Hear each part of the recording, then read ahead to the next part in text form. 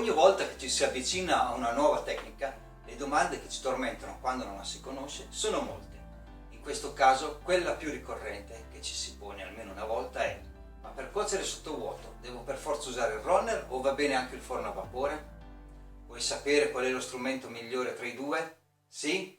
Allora preparati, perché oggi c'è una grande sfida: runner versus forno combinato. Bentornato su Segreti da Chef. Per chi non mi conosce, io sono Gianluca, chef con oltre 30 anni di esperienza e specializzato nelle cotture a bassa temperatura. Come anticipato, oggi andiamo a confrontare due strumenti molto utili in cucina. Prima però una piccola premessa. Non tutti sanno che il runner non è altro che un circolatore termico a immersione. In realtà è soltanto il nome commerciale che i suoi ideatori, John Roca e Narcis Scanner, hanno dato a questo apparecchio. Vediamo quindi le differenze di queste due apparecchiature. Nel runner le cotture avvengono per immersione in acqua, mentre nel forno combinato tramite il vapore generato in una camera chiusa. La differenza principale sta nella velocità di conduzione dell'energia termica, cioè il calore. Il vapore che si crea all'interno della camera ha bisogno di più tempo per trasmettere il calore al cuore dell'alimento, rispetto a quanto viene immerso in acqua perché, in confronto a quest'ultima, ha meno conducibilità termica, per farla breve e meno denso. Quindi a parità di temperature con il runner, nel forno a vapore il tempo di cottura deve essere prolungato. Di solito si parla di un 20% in più, ma è un dato molto generalizzato. In questi casi è sempre meglio fare qualche test dei propri strumenti di cottura, aiutandosi con una sonda al cuore, se si passa dal runner al forno e viceversa. Detto ciò, in entrambi i casi si possono ottenere i medesimi risultati.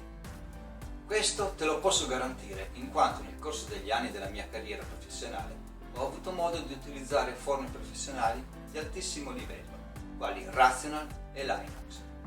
Ognuno con prestazioni ed efficienze differenti.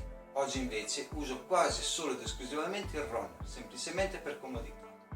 A questo punto voglio stilare una lista di differenze tra questi due strumenti che possa esserti d'aiuto per chiarire un po' le idee nel caso fossi indeciso su un possibile acquisto. Runner e forno, pro e contro nella cottura sottovuoto. Ci tengo a precisare che sia i più moderni forni professionali che i runner sono sufficientemente precisi da consentire di ottenere degli ottimi risultati. Nel caso dei runner c'è addirittura la possibilità di impostare la temperatura al decimo di grado, cosa molto difficile anche nei forni più evoluti. Questa funzione però non pregiudica il risultato finale. Capienza, costo, consumi. Per quanto riguarda la capienza, solitamente un forno da 6 teglie riesce a cuocere una quantità maggiore di prodotto rispetto a un singolo runner, che solitamente non riesce a gestire vasche di capacità superiore ai 25 litri. C'è da dire però una cosa molto importante: sarebbe opportuno calcolare il costo capienza. Conti alla mano, per capire meglio questo concetto, basta pensare che due runner cuociono la stessa quantità di un forno combinato a 6 teglie. Ma mentre i due runner costano ciascuno dai 500 ai 1000 euro, o poco più se vogliamo il top, un forno combinato come minimo ti costa il triplo, anche se il forno ha molte più funzioni e non viene utilizzato solo per il sottovuoto. Per quanto riguarda i consumi energetici, senza troppe ricerche si può dedurre che un runner consuma molto meno rispetto a un forno. Se poi teniamo conto anche che le cotture sono leggermente più brevi, non c'è nemmeno la necessità di verificare se queste supposizioni siano corrette o meno. Posso dire quindi senza ombra di dubbio che il runner consuma molto meno di un forno.